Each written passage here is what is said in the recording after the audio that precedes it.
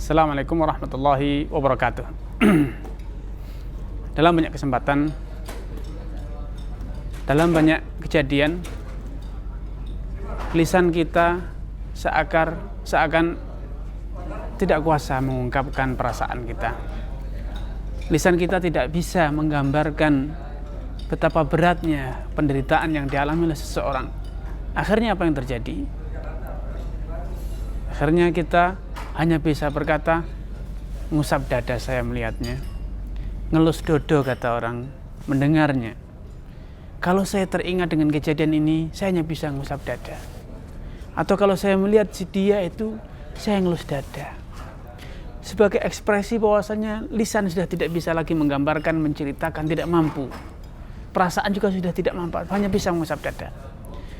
Di antara kejadian yang sering menjadikan orang katanya mengusap dada, ngelus dodo, bila melihat seorang ulama, seorang imam masjid, seorang ahli ibadah, namun hidupnya terlunta-lunta miskin, hidupnya pas-pasan, rumahnya gubuk reot, penghasilannya tidak menentu. Kadang kita berkata, apa yang salah pada dia? Ibadahnya getol, semangat ibadahnya luar biasa, rajin, kok miskin, cobaannya bertubi-tubi. Apa yang salah dia? Ngelus dada ngelihatnya. Subhanallah, betul. Sikap Anda itu betul sekali. Anda iba dengan dia, kasihan dengan dia, manusiawi. Anda melihat saudara Anda menderita, itu benar. Itulah sikap yang tepat sekali. Kenapa? Dia adalah saudara Anda. Al-mu'min, akhul mu'min. Setiap muslim, setiap mukmin itu saudara bagi mukmin yang lainnya.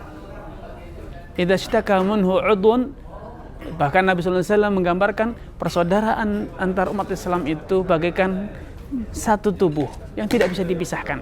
Kalau ada anggota tubuh yang menderita sakit, maka semua yang lainnya pun akan merasakan penderitaan tersebut. Idza tada'a minhu 'udhun tada'a sairul jasadi bis-sahri wal humma. Kalau ada satu tubuh yang sakit, maka yang lainnya pun ikut merasakan deritanya, susah tidur, menjadi demam. Jempol kaki kita sakit, infeksi misalnya, maka sekujur tubuh menjadi demam dan panas, kita susah tidur. Itu adalah suatu hal yang benar, tepat sekali.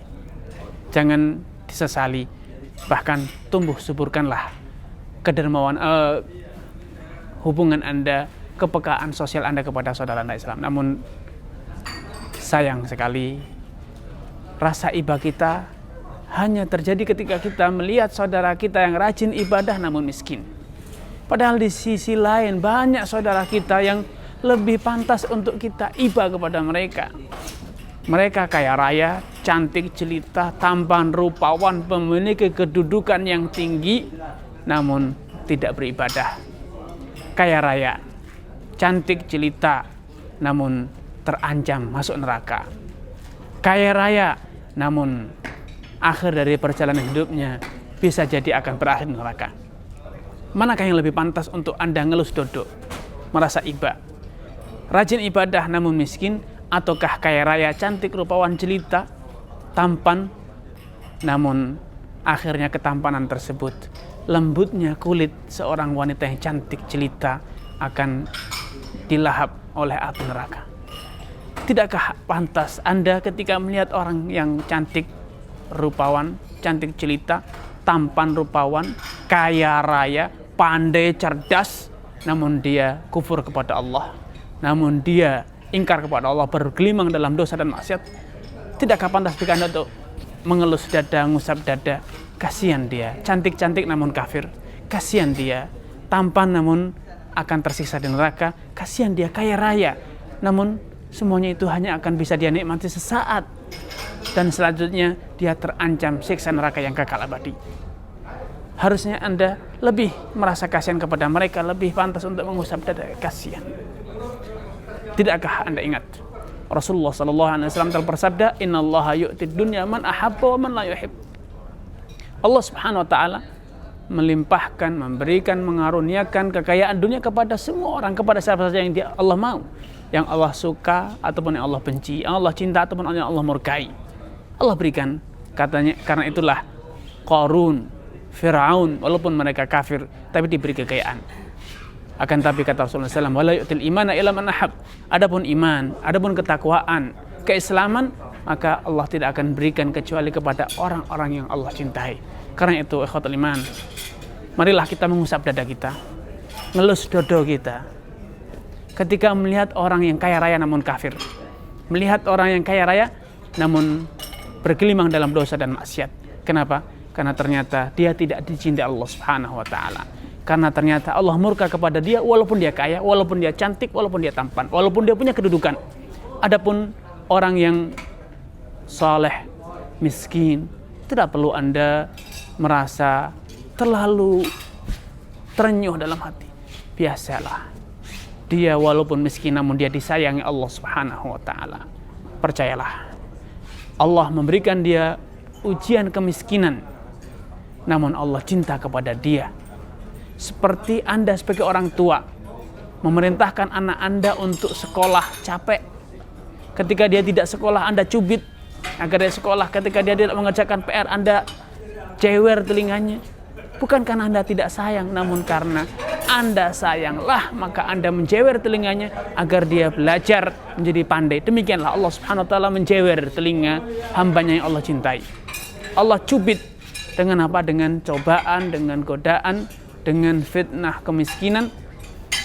Dengan demikian dia akan memiliki ketebalan iman, thiqah billah, tawakal kepada Allah. Dia akan terus tadarru, dia akan terus mengadahkan tangannya, mengingat Allah, memohon kepada Allah.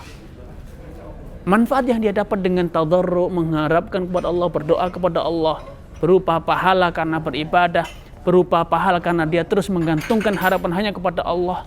Ia enggan untuk mengadahkan tangannya kepada sama manusia, menggantungkan harapannya kepada sama manusia. Ia enggan, ia hanya mengharap kepada Allah Subhanahu wa taala. Pahala yang didapat dengan tadarru ini lebih besar manfaatnya, keuntungannya dibanding harta kaya yang didapat oleh orang kafir walaupun dia orang paling kaya. Karena ikhwatul iman, marilah kita merubah kebiasaan kita ngelus dodo kepada orang yang kufur, ngelus dodo karena kasihan kepada orang yang bergelimang dalam dosa. Adapun orang yang diuji dengan kekurangan harta, musibah, betul kita harus toleransi, tetap ngelus dado. Namun ketahuilah dia, kalaupun dia miskin, kalaupun dia sakit, akan tapi dia masih tegar dengan keimanannya, percayalah dia dicintai Allah Subhanahu wa taala. Jangan terlalu ekstrim menyampaikan apa yang salah. Tidak ada yang salah pada diri dia, tidak ada yang salah pada ibadahnya. Karena kecintaan Allah tidaklah diukur dengan harta kekayaan. Kecintaan Allah Subhanahu wa taala diukur dengan keimanan. Kalau dia beriman, dia beramal saleh, berarti Allah cinta kepada dia walaupun dia miskin.